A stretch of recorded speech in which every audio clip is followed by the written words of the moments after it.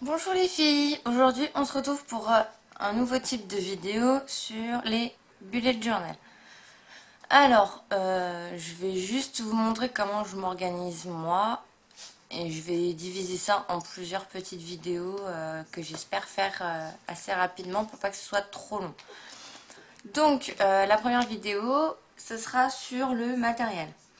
Donc, comme base, j'utilise un carnet format A5 avec des pages beige et vierge à l'intérieur. Donc pas de pointillés, pas de lignage, rien du tout, vraiment elles sont toutes simples. Donc ce cahier, je l'ai acheté à 4 € dans une boutique qui s'appelle Alléop au Portugal. Donc je ne sais pas s'il y en a en France, mais j'ai beaucoup aimé ces petits carnets, je suis tombée dessus par hasard, j'en ai acheté plusieurs. Donc voilà, j'ai fait mon troisième bullet journal en dedans. J'avais pris deux autres cahiers, enfin un filofax au début. Je suis passée à un carnet, je ne sais plus comment ça s'appelle, avec des petits anneaux. Et je suis passée en version cahier. Donc, nous avons en premier la page de garde. Voilà. Et après, j'ai fait toutes mes listes et mes trackers, etc. à l'intérieur. Donc ça, ce sera sur une prochaine vidéo pour vous détailler tout ce que j'ai mis à l'intérieur. Sur ce cahier, il y a une petite lanière pour le fermer, ce qui permet que les pages ne se cornent pas dans les sacs à main, et un emplacement pour mettre un stylo, pour toujours avoir un stylo à portée de main. Ensuite, pour ce qui est, on va passer au stylo. Donc en stylo, j'ai plusieurs types de stylos. J'ai des Faber-Castell, voilà, j'ai des Micron, j'ai un Bic et le petit stylo bleu tout simple qui allait avec le stylo, le petit carnet quand j'étais à la boutique. Donc celui-là c'est un bleu normal, vraiment très simple. Après le Bic, j'aime bien avoir celui-là accroché à mon bullet parce que c'est les derniers qui sont sortis. Il y a un critérium avec, donc c'est très pratique quand on a besoin de faire des choses temporaires ou qu'on veut essayer certains dessins, calligraphie, etc. Vous avez une gomme au bout et vous avez la couleur bleu, rouge et noir. Voilà. Donc les Microns, c'est des stylos qui ressemblent au Faber-Castell. J'ai trois tailles, donc le 04, le 08 et le 02, avec des mines lambda. Voilà. Qui écrivent très bien, qui font franchement, qui glissent sur le papier, c'est franchement nickel pour écrire. Et la mine 02 permet vraiment d'avoir une toute petite écriture et le 8 de faire des lignes plus épaisses. Donc ceux-ci, ils sont en noir. Après, j'ai les mêmes tailles à peu près de Faber-Castell en couleur sépia. Donc chez les Faber-Castell, c'est les tailles S, M et F. Donc S étant le plus petit, M moyen et F le plus grand. Ensuite, j'ai les autres Faber-Castell, ce sont des mines plumes. Je sais pas si on... Voilà. Qui permettent de faire des écritures un peu plus calligraphiées, si je puis dire. Qui permettent vraiment de faire des lettres un peu plus élancées, etc. Pour faire des typos sympas. Je trouve qu'ils sont bien pratiques. Voilà pour les stylos de base de couleur lambda. Excusez-moi. Ensuite, ce que j'utilise d'autre, ce sont ces stylos-là. Donc j'en ai, comme vous voyez, j'ai plein de couleurs différentes. Il y a les Stabilo Pen, qui celui-là n'est pas dans le bon d'ailleurs. Donc j'ai les pointes 88, donc pointe fine, 0,4. Et j'ai des Maped Graph Peps, pareil, mine 0,4. Donc les deux se valent. Ça glisse bien sur le papier, ça transperce pas les feuilles. Il y a plein de couleurs différentes. Donc c'est vraiment top, top, top au niveau de l'écriture pour mettre des couleurs dans le bullet. Ensuite,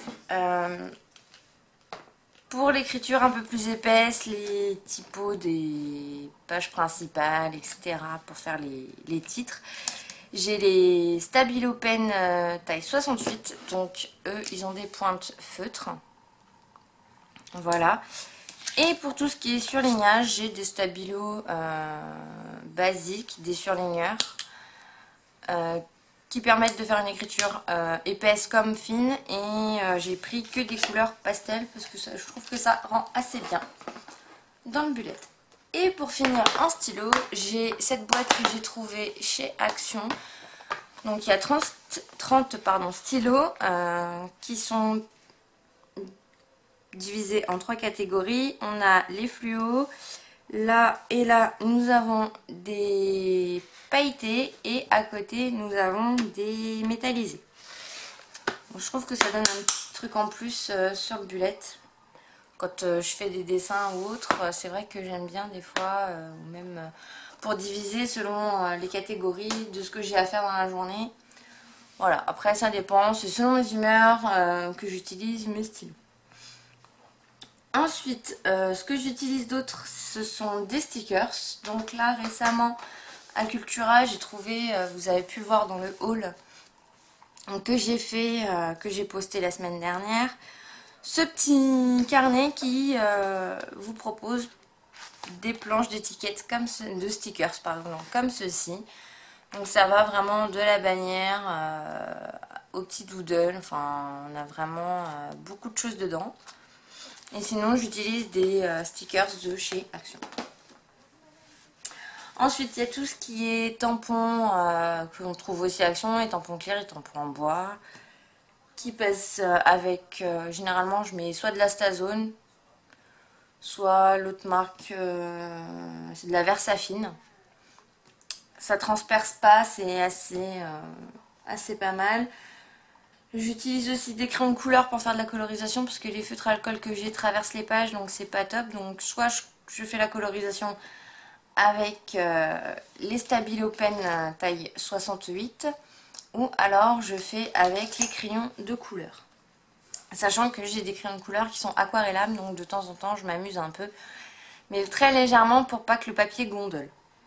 Après, j'utilise pour faire mes mood trackers ou des mandalas un compas, tout simplement, hein, basique, que j'avais à l'école, donc pour vous dire comment il est vieux. Gomme, évidemment. Je peux utiliser aussi des fois des crayons blancs comme ceci, sur des fonds que je peux faire noir, par exemple une bannière noire et puis écrire en blanc dessus, ça rend pas mal.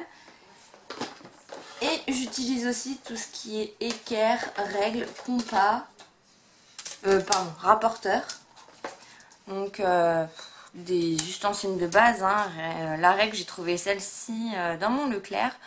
Je l'ai trouvée sympa parce que je sais pas si on va voir sur le fond blanc. Mais vous avez, là vous avez une petite flèche, pardon.